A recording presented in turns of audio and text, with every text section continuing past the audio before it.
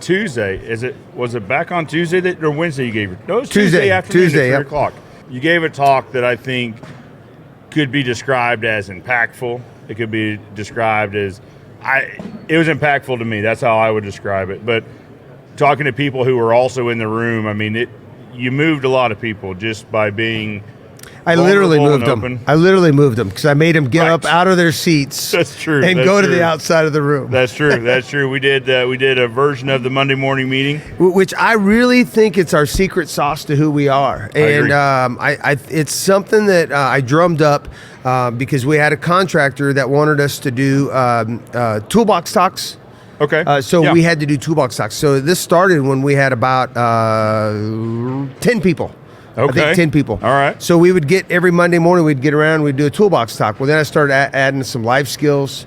And then I thought, well, I could add a leadership skill. So every single Monday, and I'm very passionate about this, for anybody out there and you want to know more about this, or if you want to come to Nebraska, come and join us. We are an open book. We'd love to have you come in and see our Monday morning meeting, and we do it. And I'm telling you, I know that it's expensive to have all of your people there, not because you're paying them to be there, but because of the work that you're not doing. I'm super excited about the Monday morning meeting. I'm excited to share it with the industry.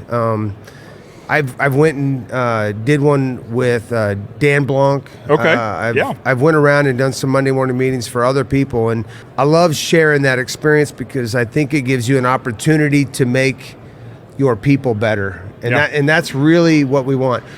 Well, I think it's always important, but I think it becomes more important as your team grows. One thing that I found is as the teams grow, they tend to silo off. Right, they tend to hang with their groups. The fabricators hang with the fabricators. The field guys hang with the field guys. Everyone kind of has their own cliques. Absolutely. But by getting them all in the same room, the same time, on the same day, they can look each other in the eye, and they can reconnect with each other. Right. Yeah. So our goal is to have everybody there. So we have a lot of general managers, like even Ron, the president of the USS team, and runs that. He's there. He does some talks once in a while. Okay. He actually did a whole 6-week series on something that he was passionate about. So he shared 6 weeks in a row about a leadership skill. I keep seeing people that I know, and I love it. That's what I love about FenceTech.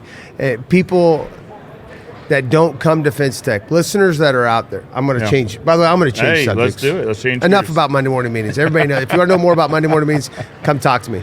Sure. Here's what I love about this FenceTech, and I love the AFA. I love the group of people that we get to be around and to be with. But coming here, you're sitting with like-minded people that want to do better. And I don't know, Joe, how long have you been in the fence industry? Long time. Well, so 27, 28 years, something like that. Don't you feel that right now the industry is as ethical and as strong and as friendly as that it's ever been, and it can only get better? Yeah. It really can keep growing. And I blame guys like you that are out there promoting good business practices. I blame Sean King. Yeah. I blame the Seegers family, the Bennett family, those people that are out there that are being nice and working with guys like me that brought me in. By the way, I'm first generation. I'm brand new to this industry. 2009, folks. I burned the boat on August 25th of 2014. I finally gave up my day job. Yeah. So I am as young in this industry as probably anybody in this room, in this entire building. I love it. People are embracing me, and they're just accepting who we are. Absolutely. You know, and we've talked about this before, that I think we're finally to a place in the industry that we're getting away from the my secrets are my secrets and your secrets are your secrets, and we're not going to share, we're going to compete with each other. I think we're finally getting away from that. We're realizing that, well, if we work together in a fair and legal way, we're not colluding or any of that. We don't want to share prices, right? But if we're working together to make each other better, at the end of that, we're both better.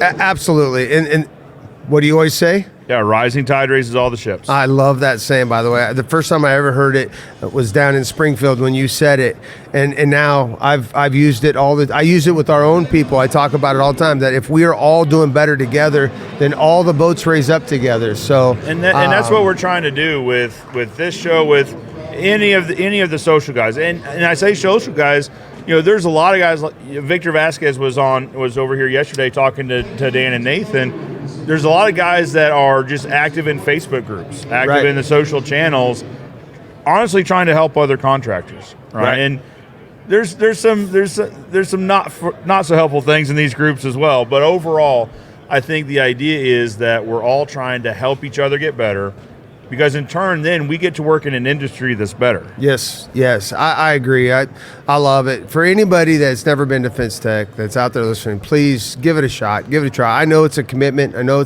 it costs money, but I promise you that if you stop and take time to talk to some people, you will learn. And now with the continuing education and the classes, there's just so much here to learn and so much knowledge to share. You can't hardly afford not to attend. Right. Like I agree. There's so much value jam-packed into a couple days into one show floor. And talking about the cost of it, if you really wanted to just dip your toes in the water and come to the show portion, the trade show, almost every vendor has show floor tickets available. Absolutely. Right? So you could reach out to any of the vendors.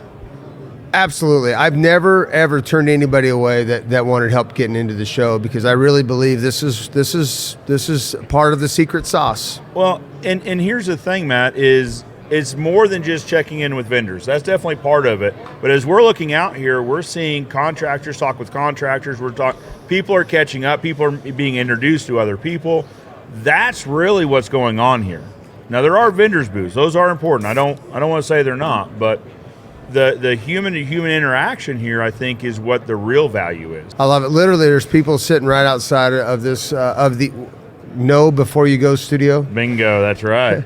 I almost forgot the name of our studio. I won't tell Dylan. I'm a hot mess. Thank you, Dylan Blanc. Shout out to Dylan Blanc for the name. But I love this. I've got some of our people here. My son's here watching. Candace is here watching. By the way, Candace is new to the fence industry. She knew nothing about fence. She's leading our estimating department. Very good. Here's another nugget for those people out there. Yeah. Don't be afraid to reach outside of our industry to bring people into this industry. Agreed. I'm telling you, I introduced you to one of our PMs yesterday. Yeah, yesterday. That's right. And he came, not the medical world. What did he say? Clinical world. Field. So he come from the clinical world, and now he is one of our top project managers. And we have several that are really good, but he brings a different light to it, and he brings a different way of doing it. So another nugget. I think that's important. You can bring other skill sets into your business, and you can just simply bring people in from other industries and still gain that experience. Absolutely. I love it. So there's another nugget, right? Yeah. I learned that at 3 years ago, I was at a FenceTech, and I was talking to 3 or 4, and they're like, you got to stop looking for people that have fence experience. Yeah. And you got to bring in people that have life experience, and then plug them into the fence industry. Absolutely. When we're hiring people, say for the field, we go out of our way to hire folks with no experience, because we really want to train them to our culture, to our methods, to our processes, that sort of thing. So I think bringing in people without those preconceived notions and without those just built-in habits is really beneficial. I think it is too. You got to hire for culture.